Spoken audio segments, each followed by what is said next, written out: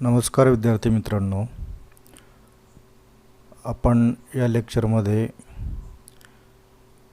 अर्थशास्त्रीय संशोधनाचं विवेचन कसं केलं जातं ते पाहणार आहोत. आता इथे आपण स्लाइडवर बघतोय स्थिर विवेचन, तुलनात्मक विवेचन आणि गतिमान विवेचन. त्यालाच स्थिर विवेचनाला आर्थिक स्थैतिक किंवा इंग्लिशमध्ये इकॉनॉमिक स्टॅटिक असंही म्हटलं जातं. तसेच गतिमान विवेचन जे आहे, गतिमान विवेचनाला प्रवैगिक किंवा इंग्लिशमध्ये इकॉनॉमिक डायनॅमिक असं सुद्धा म्हटलं जातं. आणि तिसरा प्रकार तुलनात्मक विवेचन आहे. अर्थशास्त्राच्या सैद्धांतिक विश्लेषण तंत्राचे दोन भाग पडतात. एक भाग आर्थिक स्थैतिक आणि दुसरा आर्थिक प्रवैगिक. आर्थिक स्थैतिक म्हणजे आर्थिक स्थितीतील बदल नसणे किंवा असला तरी त्या बदलाचा दर स्थिर असणे आणि तो नक्की माहीत असणे असा केला आहे. अर्थशास्त्राचा 1925 पर्यंतचा संपूर्ण अभ्यास आर्थिक स्थैतिक या पद्धतीनेच केला जात होता. त्यानंतर अर्थशास्त्राच्या अभ्यासात प्रवैगिक पद्धतीचा स्थैतिकतेबरोबर समावेश करण्यात आला.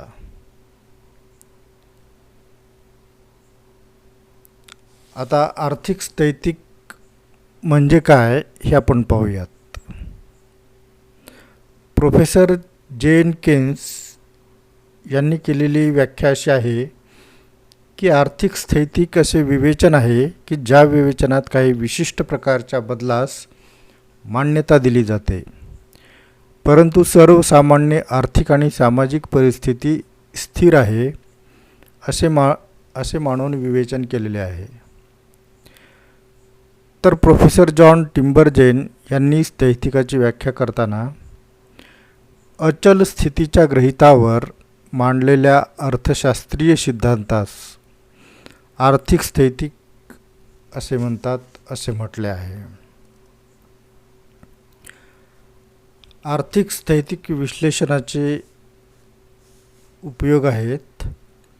विशेषतः आर्थिक स्थैतिकाचे व्यष्टी अर्थशास्त्रातील उदाहरण मागणी पुरवठ्याच्या संतुलनाने होणाऱ्या पूर्ण स्पर्धेतील किंमत निश्चितीचे देता येईल. किंमत निश्चितीत संतुलन ठरत असताना वस्तूची मागणी तसेच पुरवठा ठरविणारे घटक स्थिर मानले जातात. हे सर्व घटक स्थिर असताना मागणी व पुरवठ्याचा तक्ता तयार करून ज्या किमतीस वस्तूची मागणी व पुरवठा हे समान असतील तीच किंमत बाजारपेठेत निश्चित होईल असे दाखविले जाते. हे आर्थिक स्थैतिकाचं व्यष्टी अर्थशास्त्रातील म्हणजे सूक्ष्म अर्थशास्त्रातील उदाहरण होय. त्याचप्रमाणे आर्थिक प्रवैगिक किंवा इकॉनॉमिक डायनॅमिक याची व्याख्या खालीलप्रमाणे आपल्याला करता येईल. प्रवैगिक ह्या शब्दाचा पदार्थविज्ञानशास्त्रातील अर्थ सातत्याने होणाऱ्या बदलाची अवस्था किंवा विश्रांतीचा अभाव असा आहे. तर अर्थशास्त्रात प्रवैगिक शब्दाचा अर्थ आर्थिक उत्क्रांती असा केलेला आहे. आर्थिक प्रवैगिकाची व्याख्या बऱ्याच जणांनी वेगवेगळी केलेली आहे. ह्या विश्लेषण पद्धतीत इतर परिस्थिती समान असताना हे गृहीत न धरता विवेचन केले जाते. स्थिर विवेचनात काय केले जाते की इतर परिस्थिती समान असताना किंवा त्यामध्ये काही बदल नसताना दोन चलांमध्ये किंवा दोनपेक्षा अधिक चलांमध्ये काय बदल होतो याचा अभ्यास केला जातो. तर या पद्धतीमध्ये इतर परिस्थिती समान असताना हे गृहीत धरले जात नाही. परिस्थिती सतत बदलत आहे असं गृहीत धरले जात असतं. प्रोफेसर लिप्से यांची व्याख्या पुढीलप्रमाणे: अर्थव्यवस्थेच्या वर्तणुकीचा असंतुलनाच्या परिस्थितीतील अभ्यास म्हणजे आर्थिक प्रवैगिकी होय.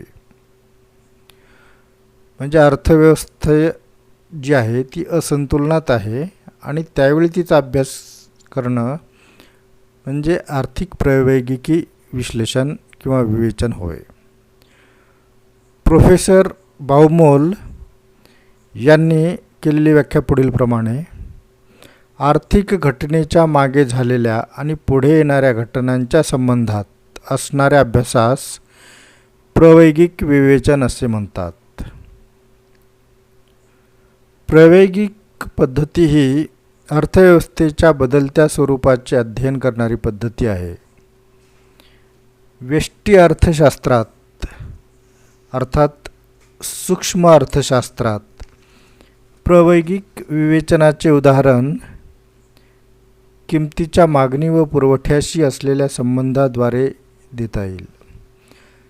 समजा एखाद्या विशिष्ट कालावधीत, समजा हा कालावधी टी असा गृहीत धरा, असलेला वस्तूचा पुरवठा एस टी हा मागील काळातील, समजा T-1 काळातील वस्तूच्या किमतीवर अवलंबून असेल, तर पुरवठा आणि किमतीचा हा संबंध प्रायोगिक फलनाने खालीलप्रमाणे मांडता येईल. S T is the function of P T-1. हे ते सूत्र आहे. त्याचप्रमाणे प्रचलित काळातील मागणीचा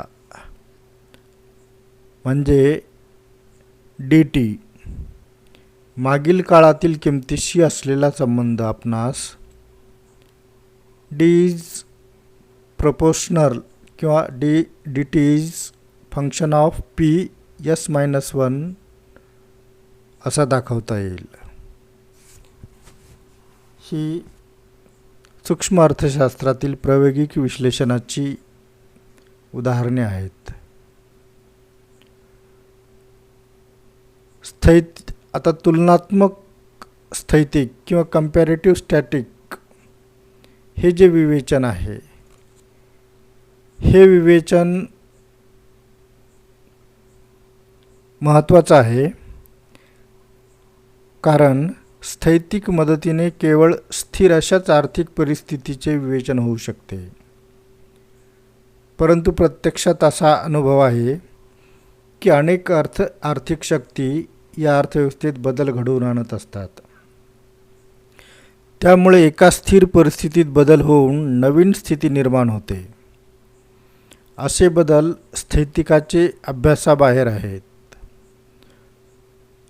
मात्र प्रायोगिक पद्धती त्यांचा अभ्यास करू शकते, कारण कोणत्याही बदलाची पूर्ण प्रक्रिया स्पष्ट करणे प्रायोगिक पद्धतीत येऊ शकते. परंतु प्रायोगिक पद्धती हाताळण्यास फार गुंतागुंतीची आहे. अशा स्थितीत जर विशिष्ट आर्थिक बदलापूर्वीची स्थिती व त्या आर्थिक बदलानंतरची स्थिती विचारात घेतली तर अभ्यास सोयीचा होऊ शकतो. अशी सोय तुलनात्मक स्थैतिक व तुलनात्मक प्रायोगिक व स्थैतिक या विवेचन दृष्टिकोनांपैकी मधला मार्ग आहे. तुलनात्मक स्थैतिकात मूळ संतुलनाशी आर्थिक बदलांमुळे निर्माण झालेल्या नव्या संतुलनाची तुलना केली जाते.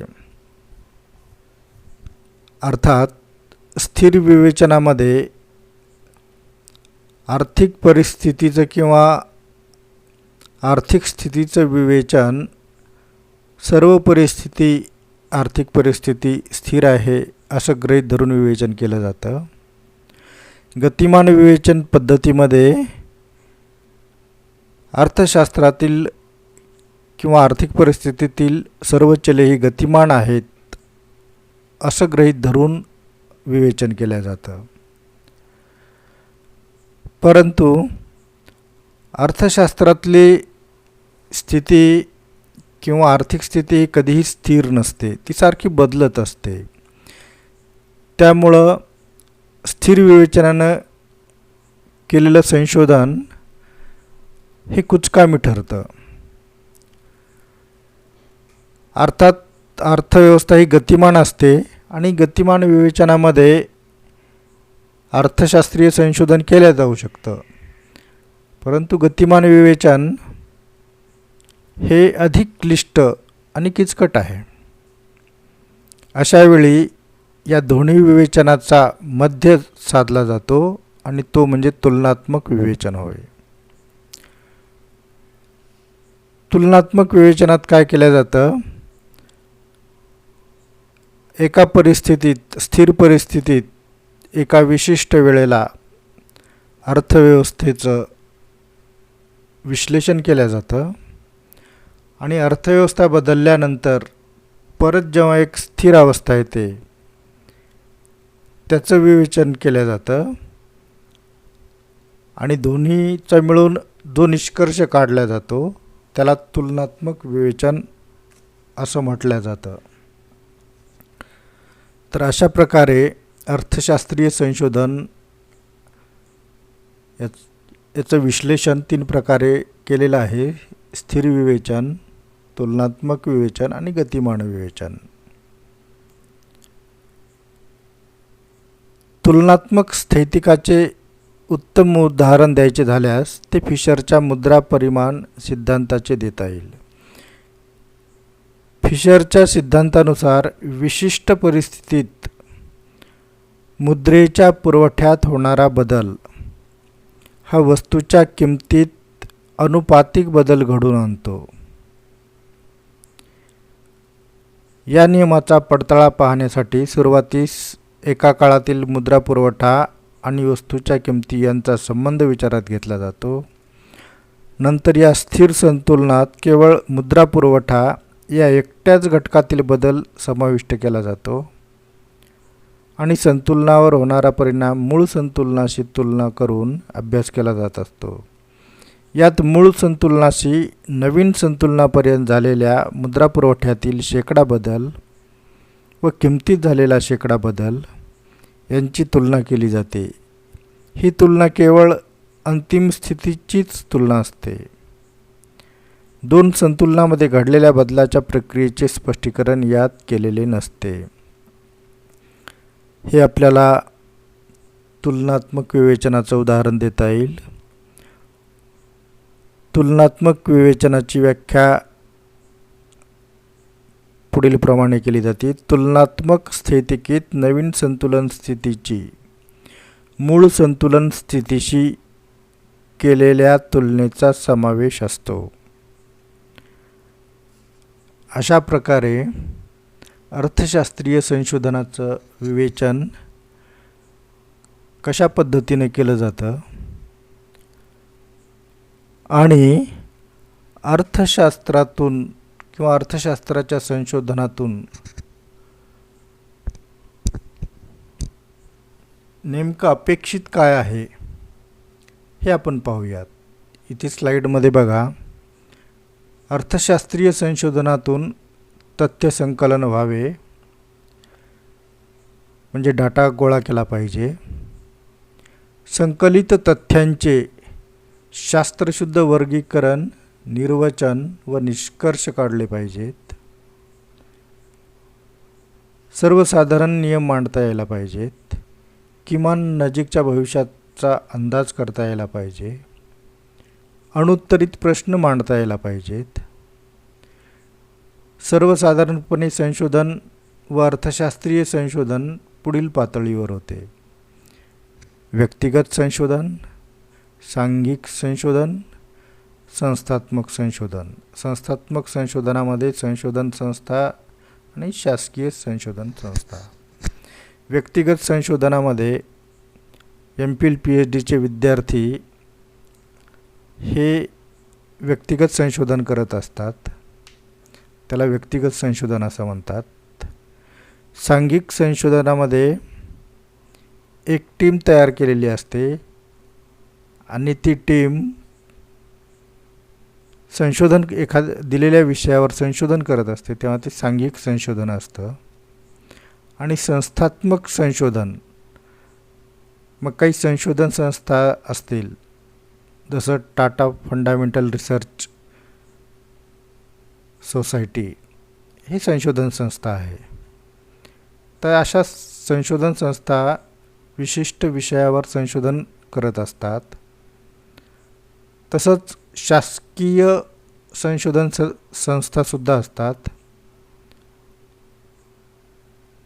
उदाहरणार्थ NSSO किंवा ज्या काही सांख्यिकी डिपार्टमेंट्स आहेत शासनाचे, त्या वेळोवेळी आर्थिक सर्वेक्षण करत असतात आणि त्या सर्वेक्षणातून निष्कर्ष काढत असतात. त्याला शासकीय संशोधन संस्था असं म्हणतात. किंवा एखाद्या विशिष्ट प्रश्नावर उत्तर मिळवण्यासाठी शासनानं नेमलेली जी कमिटी असते त्याला शासकीय संशोधन संस्था असं म्हणता येईल. तर मित्रांनो, अर्थशास्त्रीय संशोधनातून नेमकं काय करायला हवं आणि हे संशोधन कोण कोण करतं, कोणत्या पातळीवर होतं, हे आपण या लेक्चरमध्ये पाहिलेलं आहे. इथेच थांबतो. धन्यवाद.